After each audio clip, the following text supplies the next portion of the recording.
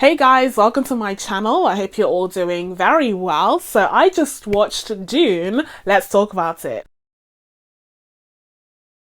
So Dune is directed by Denis Villeneuve and is based off of the books that are deemed as some of the most highly influential sci-fi novels of the 20th century. These books inspired the likes of Star Wars and a ton of other sci-fi projects, and so they really are highly regarded. There was a Dune adaptation from I think 1984 that was met with mixed response, and that led to a lot of people saying that these books would kind of be impossible to adapt on screen. But alas, Denis Villeneuve has not taken that to heart because he has decided to come up with his own film adaptation here, and I have a lot of thoughts on it. And as per usual, before we delve into my thoughts on this movie, please be sure to subscribe to my channel if you haven't already, and make sure you turn on your notifications so that you can be told when I upload next. Now, without further ado, let's get into my review of this film. So first of all, I want to start off on a positive note because I know that this film has fans.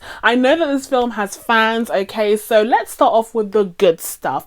The film is stunning. The film is amazing. It is a visual audio masterclass.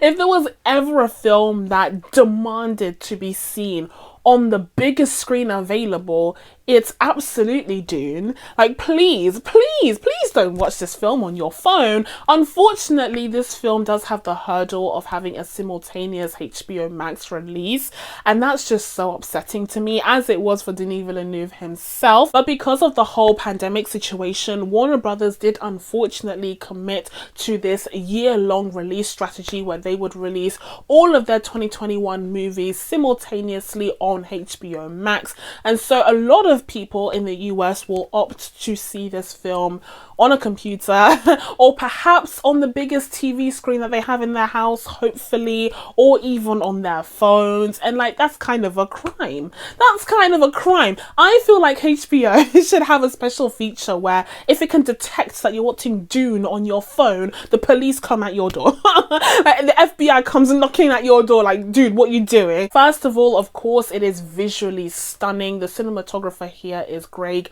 Fraser, who also worked on the likes of The Mandalorian, so like, my guy knows what he's doing.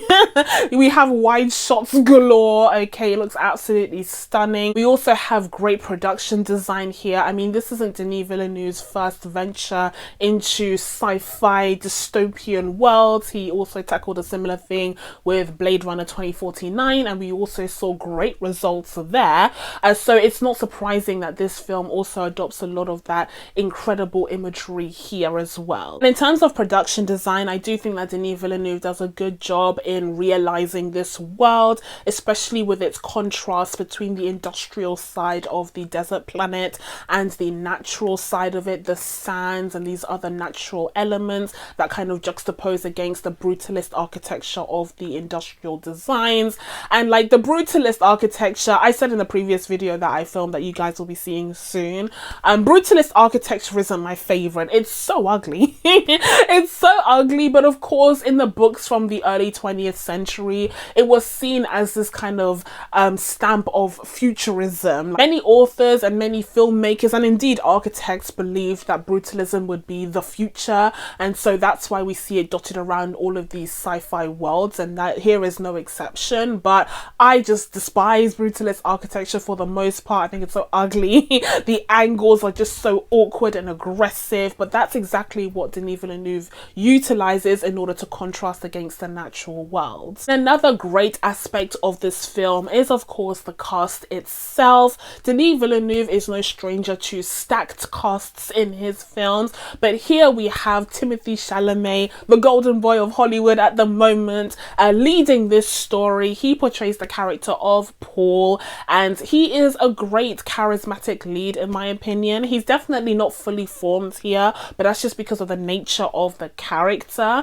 And so when you're following him on his journey, I do feel like he is very convincing in the, you know, different parts of his journey as he looks on to the new position that his family have taken on. And I also very much enjoyed Rebecca Ferguson's performance here.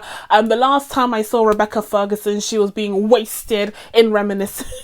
So I'm glad to see that she got a second chance here, because she is great as Paul's mother. I think her name is Jessica or something like that. We'll talk about the names in a second. Okay. And then we have Oscar Isaac, we have Jason Momoa, Stellan Skarsgård. Like, there are just incredible actors here doing incredible jobs with their performances, so that certainly isn't the issue. We also had a great score booming through the speakers. The music here is done by Hans Zimmer, so like, there's not much else that I need to say.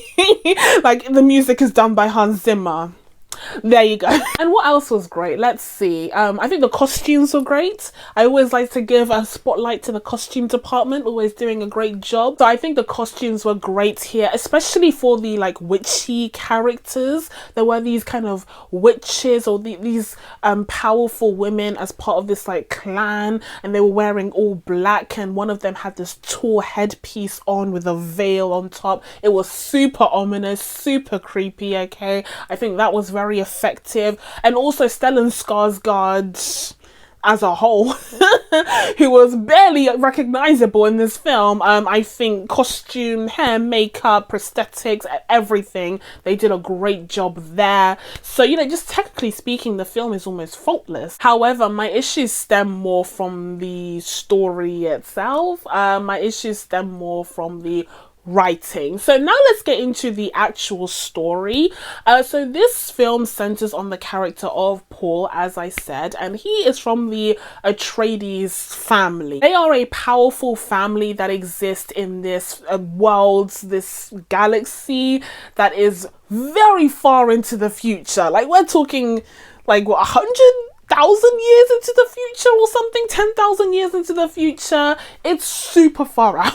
They're a very powerful family in the Imperium, and the Imperium is headed up by the Emperor, who I don't believe we meet in this film, unless I'm mistaken. But apparently the Emperor is jealous of the Atreides family because he sends them out to the planet of Arakis, and this is the planet where the precious spice is sourced. It was formerly controlled by the Harkonnen family or tribe that is headed up by Stellan Skarsgård's character, who I believe is the Duke, but they were kind of pushed out because of their egregious acts against humanity or something along those lines, and so the Atreides family come in instead, and they're supposed to take over the spice production, the production of this incredibly important resource in the galaxy, universe, something that basically powers a lot of their ships and a lot of their space travel. So at the beginning of the film, we see the Atreides family prepare to embark on this journey to Arrakis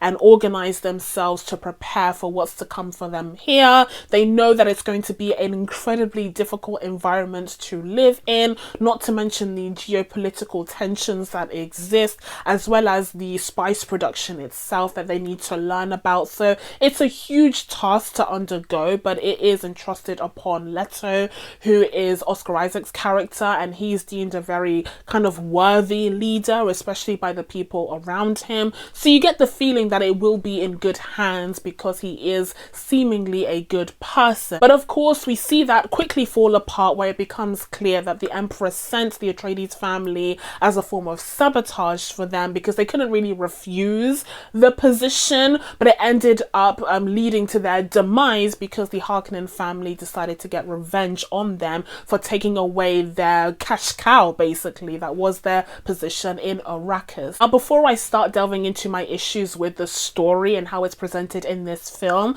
I will will say that I really like the subject matters that are being explored here. You could probably guess that if you've watched my reviews, but the idea that this film that exists in the sci-fi genre would have these overt themes of the exploitation of lands and native peoples in the procurement of incredibly important, precious natural resources. Are you kidding me? Of course I'm here. Of course I am 1000% here. And listen, as someone who comes from the Democratic Republic of Congo, I know a thing or two about the exploitation of land and people for the sake of precious natural resources. Like, I'm familiar with the topic, trust me. The idea that this film that does have this sci-fi backdrop would explore such a fascinating and incredibly relevant topic, I just think is incredible. I love that about this film. I would say that this is applicable to a ton of natural resources that exist on Earth, and of course a ton of history surrounding colonialism and the exploitation of land and peoples for these natural resources. But here it seems to specifically be linked to crude oil, basically. Just having taken a look at what the source material draws from, as well as some of the imagery that's used here, i.e. Stellan Skarsgård's character literally being submerged in like a pit of like oil, black oily substance. I think it's safe to say that this is about oil specifically, but again, it can be applied to a bunch of other circumstances. So when it comes to the story, the themes that are explored here are excellent. The problem lies with the characters. The problem lies with the characters themselves. Now, first problem is, where's the emotion? Why is everyone so stoic, even when it doesn't call for it? Now, in this film, we see Paul lose almost his entire support network. He loses his father, he loses the people that he grew up with, he loses Duncan Idaho, okay, Josh Brolin's character. Like, all of these people are lost within a matter of days, and it should rock his world. Like, it should completely turn his whole world around, and he should just be so bereft and so just full of emotion and sadness and anger. But instead, the character remains relatively stoic, barring a couple of emotional outbursts that he has after he's been like walking through the heat of the desert environment for hours on end. But I feel like we should have gotten more. I feel like we really should have gotten more. I understand that the tone of the film isn't really about being drastically emotionally charged. It is quite, you know, middling when it comes to the emotions. Everyone's emotions are very controlled and subdued, especially when it comes to the Atreides family, like Oscar Isaac's character. So I get that part, but I do feel like Denis Villeneuve in the past has done such a good job of balancing that stoicism with emotion when it's required. For example, a prime example is Blade Runner 2049, where I feel like he met a balance between the two so much better than he did here, where it just felt so void of emotion. And I also felt like in Blade Runner 2049, Denis Villeneuve did a better job of realizing the people of the world than he does here in Dune, because even though the buildings and the environment is very well realized when you get to Arakis, and you get an understanding of the ecosystem, you get an understanding of, you know, the importance of this spice to the Empire or to the Imperium, whatever it's called, you don't really get to see the side of the natives all that well. And to be fair, that is largely because we experience this world through the eyes of Paul, who is an outsider, aka a Westerner, someone who benefits from the natural resources that are mined on this planet. And so you don't really get an understanding of the inner workings of the people from this planet, the Fremen as they're called. I guess that's supposed to be coded for like freemen. Like, I'm trying to figure this out.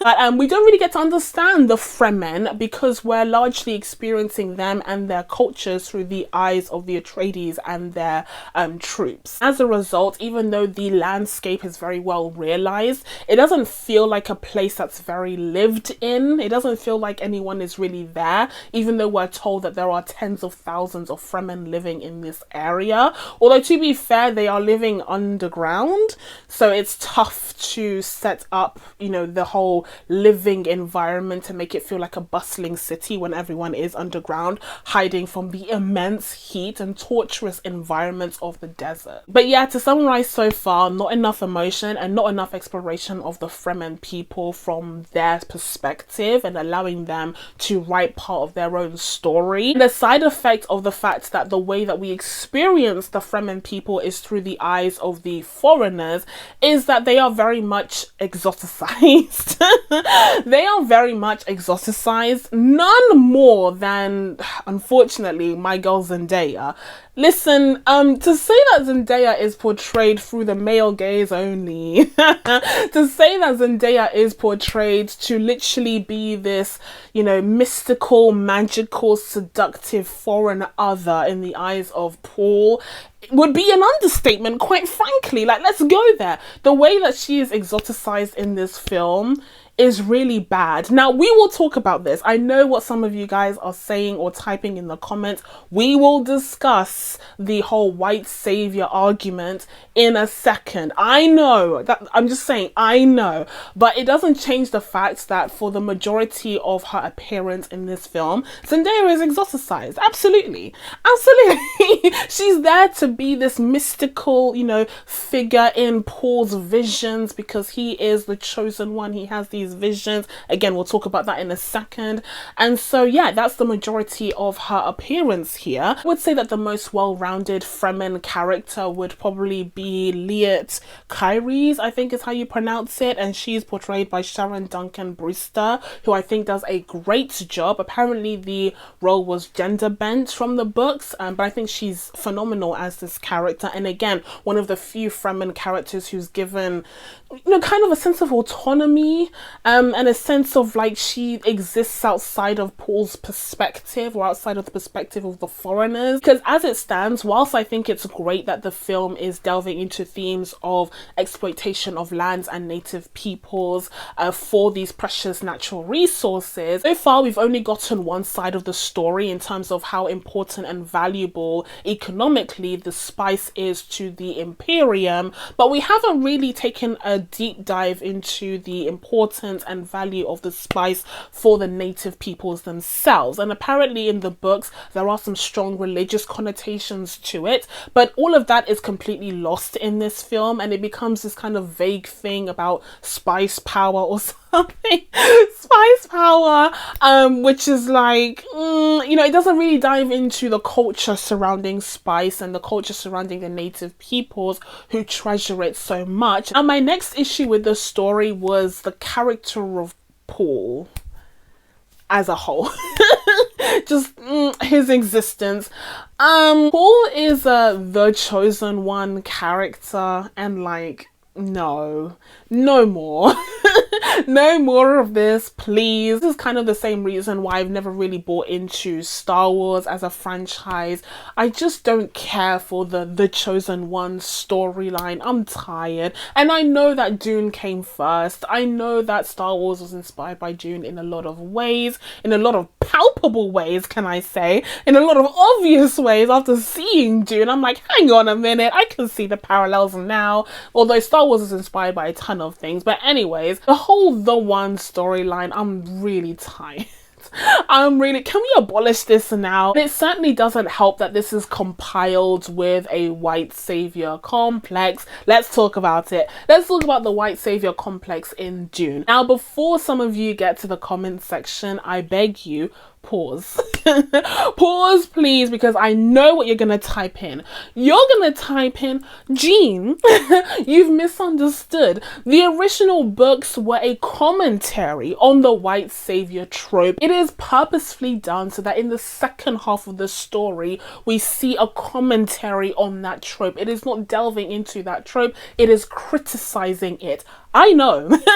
I didn't know when I was watching the film, to be fair. I did some research afterwards because I was like, am I the only one who sees this? But no. It is purposefully done. I completely understand that in the books there is a commentary on this without giving anything away. But the problem is that this is a review of Dune the film. And I can only go off of what I saw on screen, and the white saviorness was palpable. The white saviorness was on a whole different level. It was a really big issue in this film. Like I said, you only get to experience the world through the perspective of the outsiders. You know, the way that you see this world and its native peoples are very much influenced by their views and their perspectives. And the native peoples themselves are given very little autonomy in this story. So again, that might change in the second part, but we'll talk about the second part in a second. At this point in time, what we have gotten is a protagonist in Paul who is fated seemingly to be this messiah figure, this white messiah figure to this non-white population of natives who are basically racially coded as people who come from colonized lands on our actual planet in our actual human history. Honestly, my question at this point is if this film is literally set 10,000 years from now, like literally 10,000 years from now, why can't we use our imagination? Why can't we use our imagination and create whole new geopolitics, whole new systems of government, whole new representations of powerful families? Like, why is it that this film is set in like 10,000 AD and we're still dealing with the same racial chasms, the same racial issues as we are now? Honestly, it's the lack of imagination for me. Like, is it truly so impossible to imagine an all Asian or all black powerful Atreides family that can still represent the same themes that are being explored in the Dune franchise? Like, is it really that impossible that you have to have this largely Caucasian family that represent the powerful side and they are stepping on the toes of the impoverished natives that are coded as racially black or Asian or Middle Eastern? Honestly, I just think that it's BS, because you can still have the same messaging without playing into the same white messiah and white savior tropes that you're trying to tackle. And if you're saying, well, Jean, it wouldn't really work if the Atreides family or the Harkonnen family were Asian or Middle Eastern, like it wouldn't really work with the messaging of the exploitation of lands and natural resources, well, I would just direct you to Noughts and Crosses, which did exactly that. It put black people in the position of power in this system of colonization and was still able to deliver the message of the impact of colonization and racial injustice in society in a really powerful and effective way. But here instead we follow the character of Paul, who comes from a place of utmost privilege, and he of course feels bad, okay? He is sympathetic to the cause of the native peoples, on top of the fact that he is seeing these visions of this exotic native girl who's drawing him closer. So he is definitely invested in the cause of the native peoples, and therefore he's not as bad as the others, at least up until this point. Now, speaking of up until this point, as I said, I am aware that the books intentionally subvert these tropes. Like, it intentionally goes against the tropes of the, you know, white savior and all of that, and it kind of has this messaging against the charismatic leader, which Paul is destined to become, at least from the events of this first film. But it must be stated that this message only works in this film franchise directed by Denis Villeneuve if the film has a sequel. And like, that's not guaranteed. Like, can I just say, as of right now, the sequel hasn't been greenlit. So even though everyone's acting like it will definitely have a sequel, it's not a guarantee. And this film was incredibly expensive to make, so we don't know what the return on investment will be, on top of the fact that it does have a simultaneous HBO Max release as well as a theatrical release, on top of the fact that it's coming out during a pandemic. I mean, the odds are really stacked against it. And I would say that, you know, based off of pure speculation and no inside information whatsoever, I think it's likely that the film will get a sequel. I don't know when. I don't think it will be anytime soon, because Warner Brothers has been really financially hurt from this year, from its deal that it made for HBO Max. So I don't know when the sequel will be coming, but I do think it's likely to get a sequel, just based off of the great reception that this film reaction got and how excited people were for this film, and I do think it would have done so much better had it been released in normal time. But again, considering that that sequel isn't a guarantee, and considering that it's not guaranteed that Denis Villeneuve will handle it as well as it was probably handled in the books, the only thing that is a cemented reality that I have to judge is this film, and so far what I'm seeing does not please me. Which brings me to another issue with the way that this story is written, in that it definitely feels like the first part of the story. This film does not feel like a whole complete story in and of itself. At the time going into this film, I didn't realize that it was supposed to be a first parter until I saw Dune Part 1 coming up on the screen. And I was like, uh-oh, what does this mean now? But still, I will say that in the catalogue of first parter films that we have gotten in the last few decades, there are definitely films out there that feel like they can stand on their own still, even though they are definitely part of a bigger story. But unfortunately, Dune Part 1 definitely doesn't fall in that category. Like, it feels like part 1. It feels like a prelude to a great adventure story that we will perhaps see one day a few years from now. I mean, the film literally comes to a halt right where Paul and his mother are venturing off on this journey with the Fremen people. So like, it's almost as if you're ramping up this whole time, getting ready to go, and then just when you're about to hit the ground running, you're just stopped just so suddenly. You knock your head out, you fall because of the momentum, and it's done. And finally, this is just a petty point, like this isn't a big deal whatsoever, who cares, right? But I just wanted to mention, what's up with these names? What's up with these names? Because some of these names are sounding extraterrestrial, some of these names are sounding futuristic, some of these names are even sounding ethnic, but then some of them are Paul. Some of them are, you know, Jessica. Like, what's going on with these names? How can you have a family where one guy is called Leto and then one guy is called Paul and the woman is called Jessica? Like, that's weird to me. And then you have Jason Momoa's character who's called Duncan Idaho. What's going on there? What's going on? But with all of that being said, I'm going to be giving Dune a 7 out of 10. It's really hard to judge this film when it really does feel like a first parter to a two-parter story. So honestly, I'm just judging half a story up until this point. I do anticipate my thoughts and perspectives on Dune Part 1 being influenced by Dune Part 2. If we ever get it. But that's it from me. Now that I told you guys my thoughts on Dune, it's time for you guys to let me know what you thought of this movie down in the comments below. Please be sure to subscribe to catch new videos coming up. Thank you guys so much for watching. I really appreciate it, and I will see you in the next one. Bye.